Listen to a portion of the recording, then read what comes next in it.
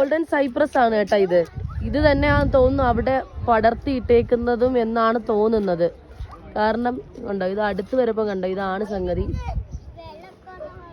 ഇതാണ് ഇപ്പം എനിക്ക് തോന്നുന്നത് ദൂരെ നമുക്ക് നോക്കപ്പോ അത് തന്നെയാണ് അവിടങ്ങളിൽ ചെയ്തിട്ടേക്കുന്നതെന്ന് തോന്നുന്നുണ്ടോ, മതില് പോലെയൊക്കെ ചെയ്തേക്കുന്നത്.